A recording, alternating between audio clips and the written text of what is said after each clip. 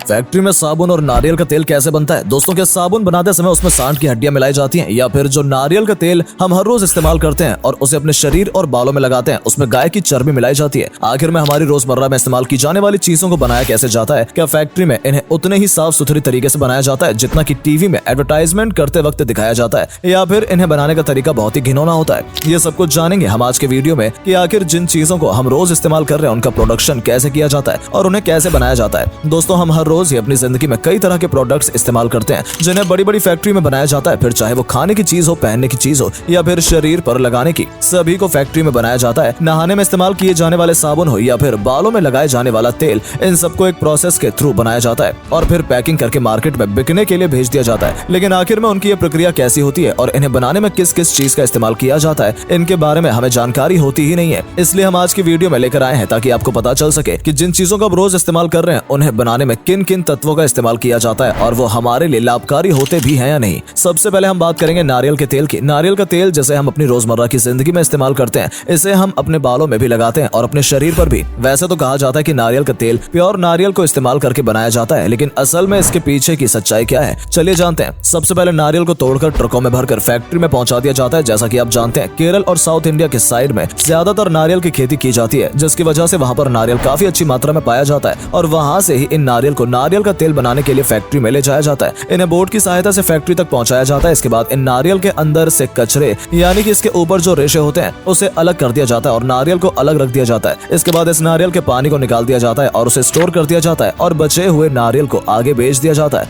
ये सारा काम मशीनों के द्वारा होता है। यहाँ पर कुछ लोग भी होते हैं जो कि इन मशीनों में नारियल को पहुंचाने का काम करते हैं। इसके बाद इसके ऊपर की लेयर को हटाया जाता है जो कि मशीनों के साथ किया जाता है। इसके बाद नारियल को 3 यूनिट में पानी में धोया जाता है ताकि जो भी गंदगी और कचरा नारियल के ऊपर जमा हो वो सारा साफ हो जाए। इसके बाद इस नारियल को एक बड़े से ग्राइंडर में डाला जाता है जहां पर एक नारियल का गीला पाउडर बन जाता है। इसके बाद इसे पेस्ट के रूप में बदल दिया जाता है और एक कंप्रेसर की मदद से कंप्रेस किया जाता है और नारियल के अंदर से उसका दूध निकाला जाता है। जिसके बाद ड्राई नारियल को पास्चराइज्ड किया जाता है और इसके अंदर से तेल को निकाला जाता है। इसके बाद इस तेल को यूरोपियन फिल्टर से निकालकर छोटे छोटे बॉक्स में पैक कर दिया जाता है और इसे आगे मार्केट में सेल के लिए भेज दिया जाता है और कुछ इस तरह से नारियल के तेल को बनाया जाता है। यहाँ तो ही नारियल के तेल की बात, ये नारियल का तेल आपके मार्केट में हर जगह मिल जाएगा। इसे अलग अलग कंपनियां अपने अलग अलग नाम से मार्केट में लेती हैं जिसे हम हर रोज इस्तेमाल भी करते हैं। चलिए बात करते हैं एक ऐसी चीज के बारे में जिसे हम हर रोज कई बार इस्तेमाल करते हैं, कभी नहाने में तो कभी हाथ धोने में। जी हाँ, हम बात कर रहे हैं साबुन की। साबुन एक ऐसी चीज है जिसका इस्तेमाल छोटे से लेकर बड़ा तक हर इंसान करता है। साबुन हमारे शरीर से गंदगी को दूर करने का काम करता है और हम लोग अलग अलग तरह के साबुन का इस्तेमाल करते हैं। फिर चाहे नहाने में हो या फिर हाथ धोने में, हमें एक बढ़िया खुशबूदार साबुन चाहिए होता है जिससे नहाने के बाद हमारा शरीर खुशबू से महकने लगे। लेकिन क्या आप जानते हैं असल में ये साबुन बनाया कैसे जाता है? चलिए हम आपको बताते हैं फैक्ट्री में किस तरह से साबुन का निर्माण किया जाता है। सबसे पहले साबुन बनाने के लिए कास्टिंग सोडे के साथ नेचुरल फैट को मिलाया जाता है, जिसके बाद इसमें सेंट मिलाया जाता है